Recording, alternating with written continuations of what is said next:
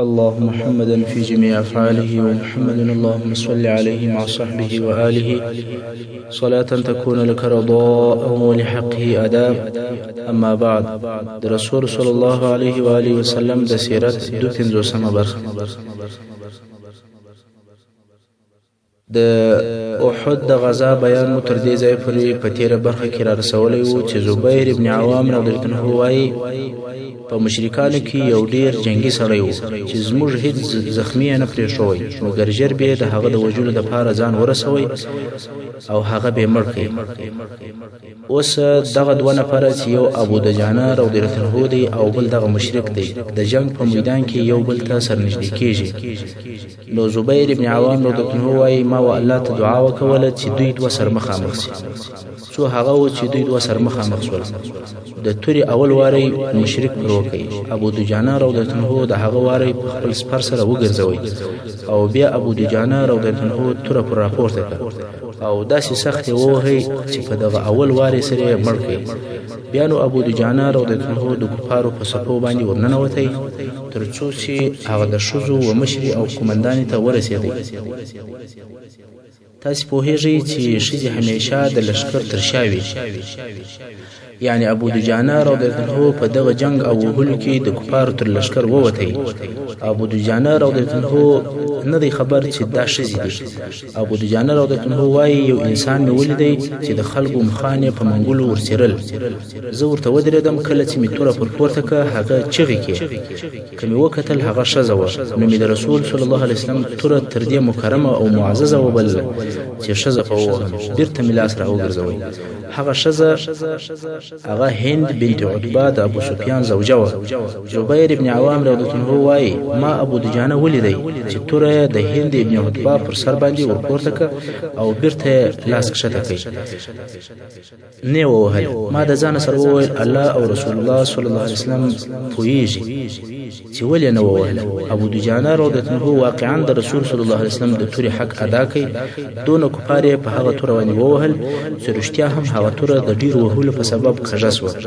کعب ابن مالک رضی الله عنه وایي کله چې ابو دجانه رضی الله عنه توره واخیستله نو ما دانت وکړي چې زه باید د معلومات وکړم چې دی څه کوي، آیا رښتیا د تورې حق ادا کوي که یا. نو کوشش مې کوي چې په جنګ کې د ده په شاوخوا کې واوسېږم چې ووینم چې دی څه کوي.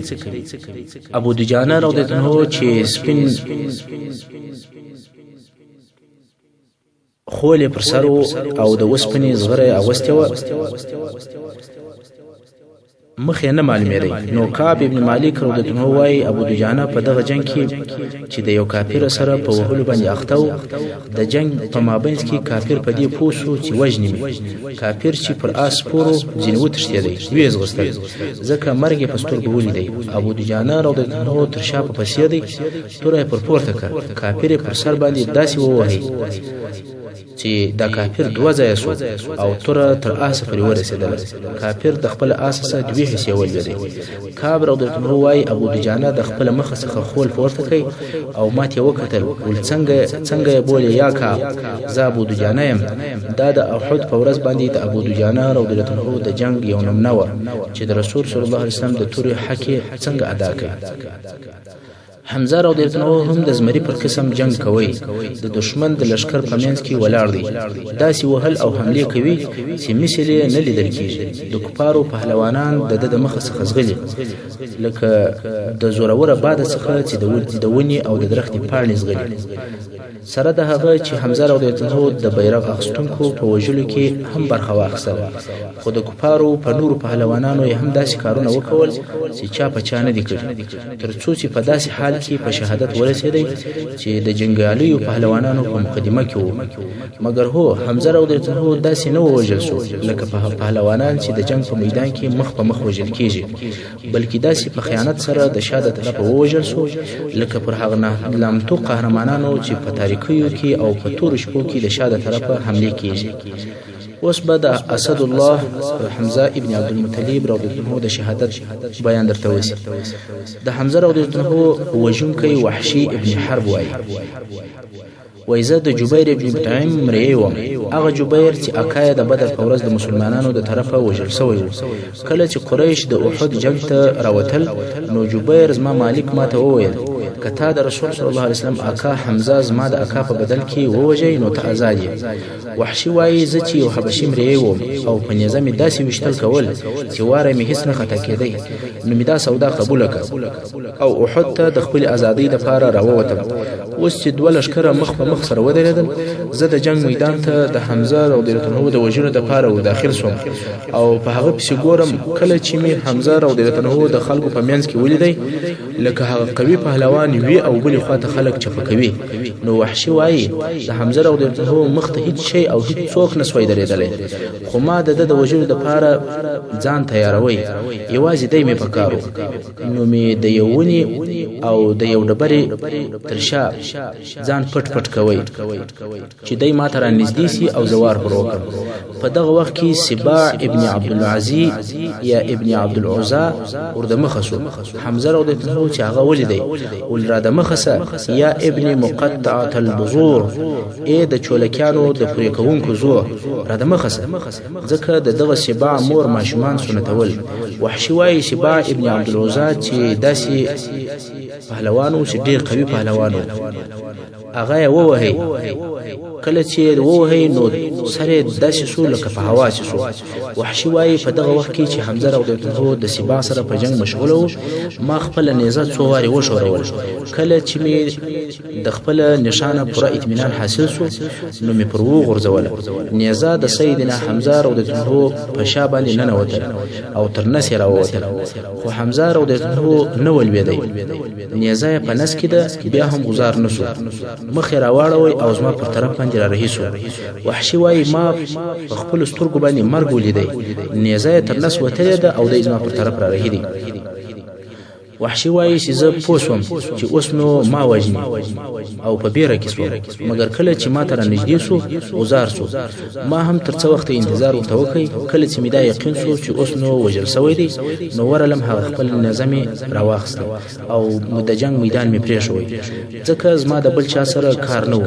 زما ازادي د حمزه رضی الله عنه په وژلو پورې تړلې وه او هغه کار مې وکړ چې زما ازادي پر راکړله او دی مې د دې لپاره ووژه چې زه آزاد سم. کله چې مکې مکرمې ته ولاړم نو زما مالک زه آزاد کړ. نو سیدنا حمزه رضی الله عنه د رسول صلی الله علیه وسلم اکا او سید الشهدا د مسلمانانو د میداني جنگ مشهور قومندان په دغه خائنانه طریقه سره د شاله طرفه شهید شو. انا لله و انا الیه راجعون.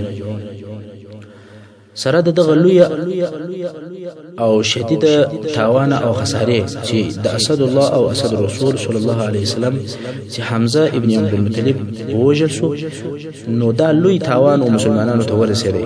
خو بیا هم مسلمانان پر ټول میداني جنگ باندې مسلط دي. ابو بکر صدیق، عمر فاروق، علي ابن ابي طالب، زبير ابن عوام، مصعب ابن عمير، طلحه ابن عبيد الله، عبد الله ابن جحش، سعد ابن معاذ، سعد ابن عباده، سعد ابن ربيع، انس ابن نوف رضی الله تعالی عنهم اجمعین او نور د دې په مثل اصحاب کرام داسې جنگ کوي چې د مشرکانو عزم یې ورمات کوي او اوږې ورورېږدولې. د احد د ورځې د اسلامي قهرمانانو څخه یو هم حنظله رضی الله عنه دی. حنظله رضی الله عنه د هغه ابو عامر فاسق زوی دی چې لږ مخکې بیان درته وشو. حنظله رضی الله عنه په دغه شپو کې تازه واده کړی و. د شنبې په ورځ سهار چې د جنگ غږ واورېدی نو د خپلې ښځې د غېږې سره ولاړ شو او سمدستي د جهاد پر طرف باندې رهي شو. کله چې د جنگ میدان ته ورسېدی د مشرکانو د لښکر پر طرف باندې ورهي شو. د مشرکانو د لښکر په صفو او په قطارو کې په جنگ کولو ورهي دي تر څو د کفارو مشر ابو سفیان ته ځان ورسول. نږدې و چې ابو سفیان مړ کړي خو الله جل جلاله د هغه تر وژلو د مخه شهادت د په نصیب کړي. پر ابو سفیان یې توره پورته کړ او اوس چې واره پر کوي شداد ابن الاسود کافر پر د باندې واره وکړ او د په شهادت باندې ورسوي. کله چې جنگ پای ته ورسېدی او رسول صلی الله علیه وسلم د مبارک جسد ولیدی نو یو فرمایل ستاسي دغه ملګری ته ملائکه غسل ورکوي. تاسو د معلومات وکړي چې دته څه پیښه ده. نو یې د ښځې څه پوښتنه وکوله. هغې وویل د په دغه شپه باندې یو ځای کېدل کړي ول او کله چې د جهاد غږ واورېدی بې له غسل کولو ور ووتی او په دغه وخت کې چې رسول صلی الله علیه وسلم دته کتل مخ یې ځین واړوي. صحابه کرامو پوښتنه وکوله چې یا رسول الله ولې دې مخ ځین واړوي؟ رسول صلی الله علیه وسلم وفرمایل د ده سره دوې زوجې د حور العین ورسره وي. سبحان الله په دغه څو لحظو کې شهادت او بیا د حور سره جنت نصیب شو. دا د جهاد فی سبیل الله برکت دی چې یوازې دی نه بلکې هر څونه ګناهګار انسان په څو لحظو کې جنت ته رسوي. جهاد او شهادت الله سره یو سودا او معامله ده. په جنگ کې د غشوشتونکو کامیاب او فعال حصہ هغه د غشوشتونکو ډله چې رسول صلی الله علیه وسلم پر هغه کښنی غرق شنولې و هغه د جنگ په اداره کولو او د مسلمانانو د لشکر په ګټه ډیر فعال او مثبت حصہ درلودل. مشرکان د لشکر د سپرو د ټولۍ چې کم مشرو چې خالد ابن ولید او ابو عامر فاسقي معاونو دا درې واره پر د غشوشتونکو باندې شدید حمله وکول. کفارو دا غوښتل چې د اسلامي لشکر دغه چپه طرف مات کی او د شاده طرفه پر مسلمانانو حمله وکړي چې په دې ډول سره د مسلمانانو د لشکر په صفو کې بلبلی او بې نظمي راولي او د مسلمانانو د غښنۍ لشکر د کفارو د لشکر په مابینځ کې محاصره کی. مګر دغه د غشوشتونکو په واسطه باندې د کفارو دغه درې سره حمله ناکام شوه او دې ته به مجبور شول چې بیرته پر شا ولاړ شي چې دا هم د غشوشتونکو هغه اساسي وظیفه و چې دوی ته وسپارل شوې و. د جنگ ژرنده پر دغه قسم باندې ګرځېدل چې دا کوچنی اسلامي لشکر د جنگ پر ټول میدان باندې مسلط و ترڅو چې د مشرکانو د جنگي پهلوانانو عزم او همت مات شو او د کامیابی امیدونه وشکېدل. د مشرکانو صفونه د مخ او د شاده طرفه چپه او راسته طرفو ته سرپشل کیږي. داسې معلومېدل لکه 3000 مشرکان چې د 10,000 مسلمانانو سره جنگيږي نه د 200 او مسلمانان ډیر شجاع او د کامیابی د یقین سره ښکاره کېدل. پس له هغه چې مشرکانو خپل اخیرنی کوششونه د مسلمانانو د هجوم او د حملو د بندولو لپاره وکول بیا هم د عجز او د ناامیدۍ احساس کوي. همت یې تر داسې اندازې کښته او مات شو چې یو نفر هم د جرأت او دلاوري نسوي کولای چې هغه خپل لویدلې بیرغ ته ورسي هغه چې د ثواب مری تر وجل کېدلو ورسته ولیدلې وو چې هغه راپورته شي. هیڅ نسوای کولای چې دغه لویدلې بیرغ بیرته راپورته کړي. نو کفارو په قراره د جنگ د میدان څخه پر شاتل شروع کړ او ځینې تیښتې ته مخ ونیوي. د کفارو هغه خپل لوی خبرې چې دوی به د خپل ځانو سره کولې او ویل به د خپل وجل سو کسانو انتقام او بدله به اخلو. خپل بایللې نوم او نشان به بیرته لاس راوړو. هغه ټول خبرې هېرې شوې. ابن اسحاق رحمه الله وايي الله جل جلاله خپل نصرت پر مسلمانانو نازل کړي او هغه خپل وعده ورسره رښتیا کړ. مسلمانانو کفار وزغلول تر داسې اندازې چې د تورو په زور هغه خپل د اړولو تر ځای چې د دوی قرارګاه ورته ویل کېدله تر هغه کفار تیر کړ. اوس نو د دوی کفارو په ماته او په شکست کې هیڅ شک او تردد نه شو پاتې. عبد الله ابن زبیر رضی الله عنه د خپل پلار څخه روایت کوي چې وایي والله ما هند ابن عتبه هند بنت عتبه او د دې نور ملګری ولیدلې چې لمونې پورته کړې وي او تشدیدلې او د خپل سامانو څخه هیڅ شی نه ورسره اخیستل.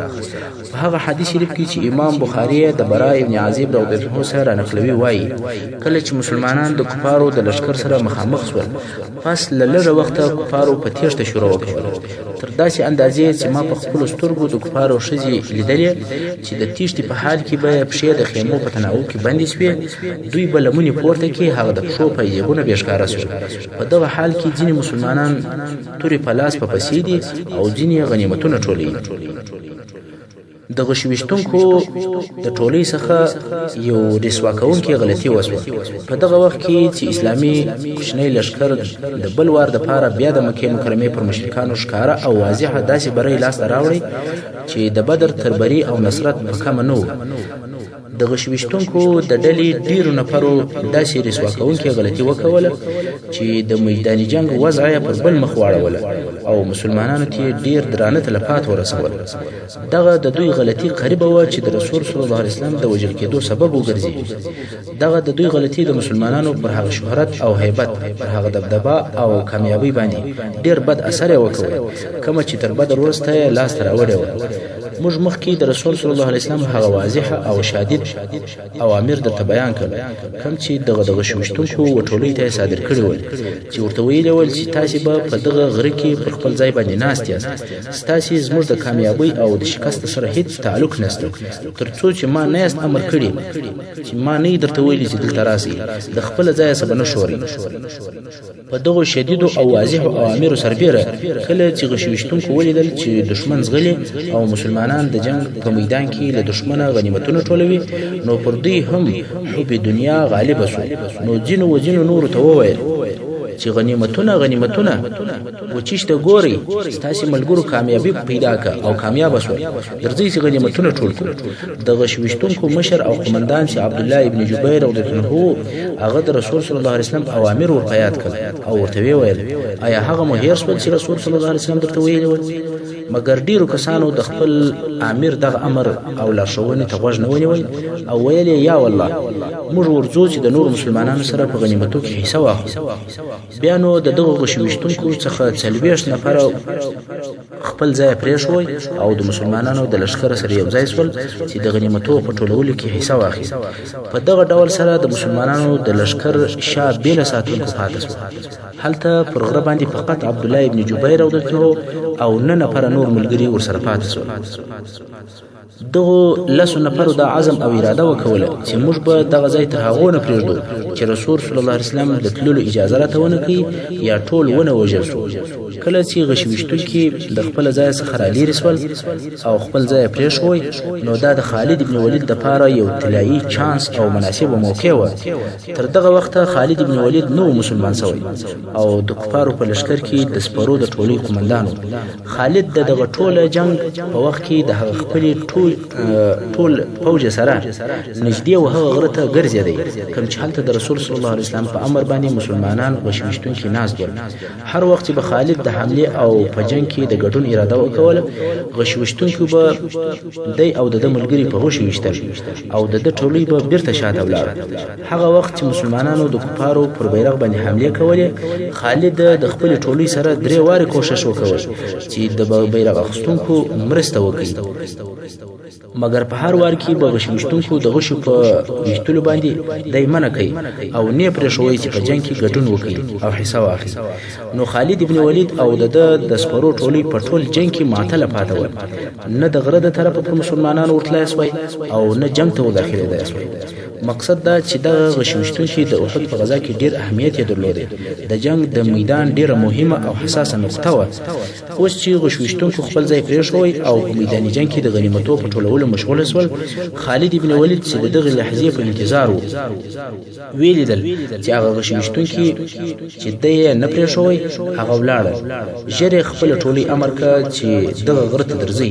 اوس نه غواړي چې د غره تر شا و جنگ ته ورسي، بلکې په خپل پر غره باندې وروخته. هغه 9 نفر چې پر غره باندې پاتول، هغه ډیر کوشش وکوي چې د غشو په وشتلو دی وګرځي، مګر 10 نفر د پوره لشکر په مقابل کې څه نشي کولای. خالد د خپل ټولۍ سره غره ته وروخته. عبد الله ابن جبیر رضی الله عنه او د هغه سره پاتې ملګري ټول په شهادت ورسول. اوس غر د خالد او د ټولۍ تر تسلط لاندې شو او بیا د غره تر شا د جنگ میدان ته داخل شو. اوس د خالد ټولۍ د مسلمانانو د لشکر تر شا شو. د مخ ټول کفار د مسلمانانو د لشکر مخ ته ول او اوس چې دغه ټولۍ د غره تر شا میدان جنگ ته ورتیر شو، نو د خالد ټولۍ د مسلمانانو د لشکر تر شا شو. هلته ځینې مسلمانان په میداني جنگ کې غنیمتونه ټولوي او ځینې د پاتو کفارو سره په جنگ مشغول دي. دلته د خالد د سپرو ټولۍ نارې کې او پر مسلمانانو حمله شروع کړي. په دغه نارو سره هغه مات شوی لشکر او هغه مات شوی مشرکان پوسول چې د جنگ په حالاتو کې بدلون رالی. هغه هم پر مسلمانانو مخ راوګرځول او مسلمانانو د شاله طرفه په وهل کېدلو باندې متردد شول. هغه مسلمانان چې د جنگ په اولو کتارو کې ول هغه نه دي خبر چې تر شا څه پیښه شوه. هغه بیرته پر شا راوګرځېدل. په دغه وخت کې د کفارو څخه یو ښځې چې عمره بنت علقمه حارثه وه د کفارو لوېدلی بیرغ یې پورته کړ او شاوخوا مشرکان پر راوګرځېدل. یو له بله سره نارې کې چې راټول سئ او جنگ مه پرېږدئ. اوس هغه مسلمانان چې د شا د طرفه او د دوی په بېخبري کې د خالد ټولۍ پر راله او په توره یې وهي د دې دپاره چې د خالد د ټولۍ د وهلو څخه خلاصي د مخ و طرف ته ځغلي او د میدان جنگ د اولو صفو مسلمانان چې بیا په هیڅ حال نه دي خبر هغه به د شا و طرف ته راځغلي چې څه پیښه ده. هغه مسلمانان چې د خالد د ټولۍ څخه ځغلي د دوی په مخه ورځي او دوی په توره وهي ځکه جنگ دی او خلک په زغرو کې پټ دي. دوست او دشمن نه سره پیژندل کېږي. اوس په خپله د مسلمانانو په منځ کې د نه پیژندلو په سبب جنگ شروع شو او د بلې خوا مسلمانان د مخ او د شا د طرفه څخه وهل کېږي.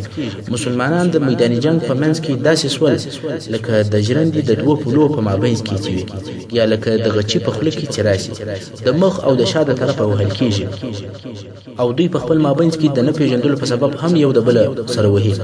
په دغه وخت کې رسول صلی الله علیه وسلم د مسلمانانو د یو کوچني ډلې سره چې نه نفرول د لشکر تر شا ولاړ د مسلمانانو قهرمانانه جنگ او د کفارو تیښته یې ولیدله چې ناڅاپه او په پوره بېخبري کې د خالد بن ولید د سپرو ټولۍ د مسلمانانو تر شا ورتېره سوه.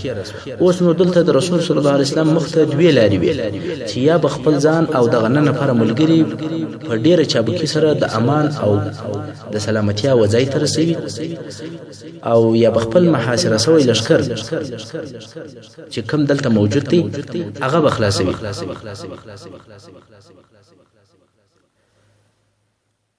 دا چې رسول صلی الله علیه وسلم اوله طریقه مختاره کی چې خپل ځان او څو ملګري چې ورسره دي هغه خلاص کی او دا نور لشکر چې په میدان جنگ کې دي هغه خپل تقدیر ته پرېږدي چې څه ورته پیښیږي.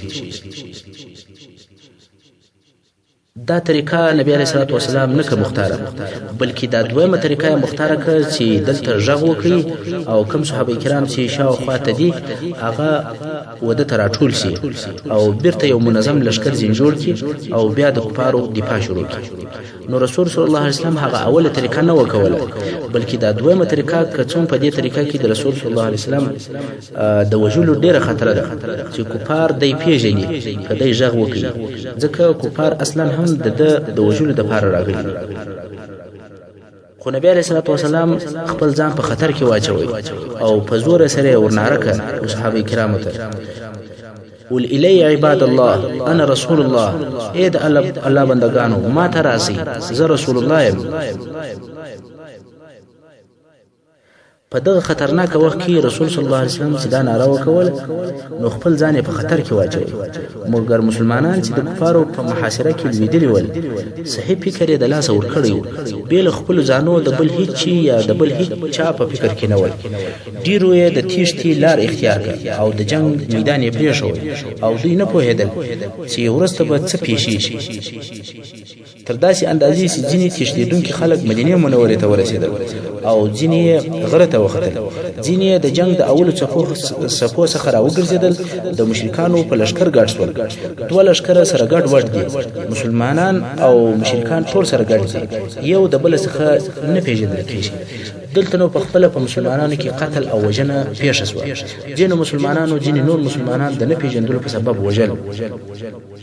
امام بخاری رحمه الله د حضرت عائشہ رضی الله عنها څخه روایت کوي چې وایي کله چې د احد ورځ وه او کفارو واضحه ماته وخوړله ابلیس علیه اللعنه نارې کړې یا عباد الله اخراکم یعنی اید د الله بندگانو د شا طرف ته متوجه سئ یعنی دشمن د شا د طرفه درغی. په دغه ناره سره د مسلمانانو د اولو صفو خلک راوګرځېدل او د خپلو وروستنیو صفو سره په وهلو شروع وکول.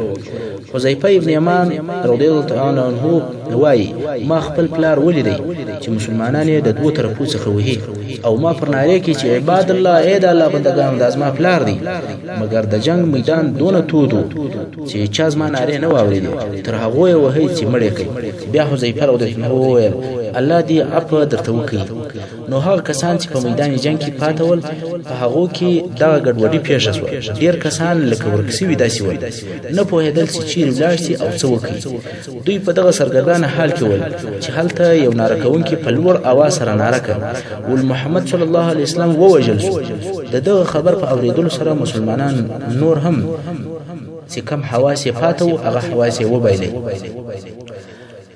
او قریب و چې د ډیرو افرادو معنوي روحیات ملسي ډیرو کسانو اسلحه وغورځول او جنگ کول یې پرېښول ځینو بیا په دې فکر کې ډوب شول چې د عبد الله ابن ابي رئیس المنافقین سره ارتباط ونیسي چې د ابو سفیان څخه د دوی لپاره امان وغواړي مصعب ابن عمر رضی الله عنه چې د شیطان دغه ناره واورېدله چې محمد صلی الله علیه وسلم ووژل شو نو یې وویل وما محمد الا رسول قد خلت من قبله الرسل أفإن مات أو قتل انقلبتم على أعقابكم ومن ينقلب على عقبيه فلن يضر الله شيئا وسيجزي الله الشاكرين یعنی ندی محمد صلی الله علیه وسلم مگر د الله یو رسول دی په تحقیق تر د مخ ډیر رسولان تیر شوي دي آیا که محمد صلی الله علیه وسلم مړ شي یا شهید شي نو تاسو بیرته پر شا خپل کفر ته ورګرځئ یعنی دا نه ده صحیح